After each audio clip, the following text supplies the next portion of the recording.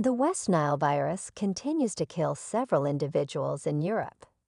John Proctor VI, who goes by BB to family and friends, has been hospitalized for 16 days as he receives care for the mosquito-borne illness. West Nile virus is most commonly spread through the bites of infected mosquitoes. Proctor VI's future aspirations of joining the National Guard became dim beginning on August 8. He said he had a headache. We took him to urgent care because he said it was also accompanied with dizziness. John Proctor V, his father, said. Urgent care told the family their son had a tension headache and he was likely dehydrated, so he returned home. But once BB returned home, his symptoms worsened, prompting his parents to bring him to the hospital.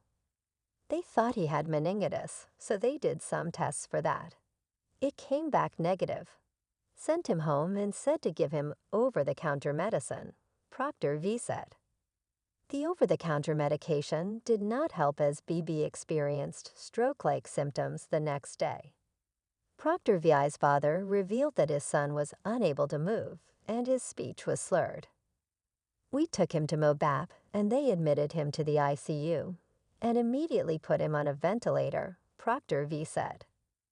Mobap, also known as Missouri Baptist Medical Center, is a hospital located in the near western suburbs of St. Louis County.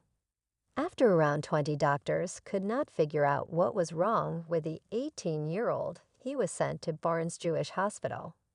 Barnes Jewish Hospital is the largest nonprofit teaching hospital in Missouri and holds 1,400 beds. 16 days after being diagnosed on August 8, BB was diagnosed with West Nile virus. Proctor V revealed his son currently has limited mobility on his left side and can't support his weight and head. BB's father has started a GoFundMe for his son to help alleviate some of the financial stresses that come with the hospital visits and bills. Your generous contributions will go directly towards supporting John's BB's post-medical treatment and rehabilitation expenses, ensuring he can focus on his recovery without added worry, Proctor V wrote on the GoFundMe. Any donation, big or small, brings us closer to helping John BB get back on his feet. Let's rally around John BB and show him our love and support during this challenging time. Please consider donating and sharing this campaign with others who care about John's BB's well-being. The GoFundMe has received 82 donations and raised $4,690 of its $10,000 goal. BB's father gave the most recent update on his son on August 26. On August 26, they removed the breathing tube from his mouth and gave him a trach to start breathing rehab and physical therapy, Proctor V wrote. Our son is very weak at the moment, making small but vast improvements with the ability to move his right arm and both legs. His left arm is still very weak. He can't move his neck or sit up on his own. Meanwhile, the WNV continues to cause havoc all across Europe. The two latest deaths occurred in the southern province of Seville, Spain.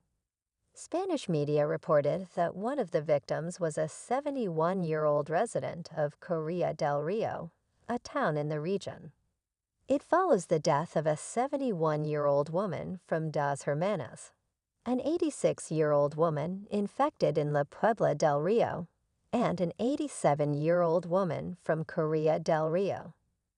The Regional Ministry of Health and Families of Andalusia said a total of 10 people in Seville had contracted the illness, 5 of whom died, 3 were discharged, and 2 are still undergoing treatment, as per Anadolu Agency.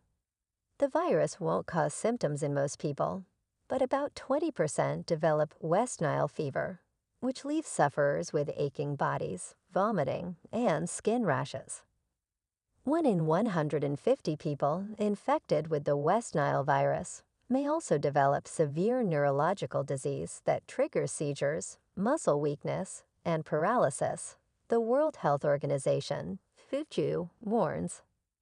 Most cases of the illness occur between July and September. when mosquitoes are active, according to the ECDC. The best way you can protect yourself from the disease is by preventing mosquito bites. Make sure you're using insect repellent and wearing clothing that covers your skin when visiting high-risk areas. There have been 289 reported cases of West Nile across 33 states so far this year, per the Centers for Disease Control and Prevention.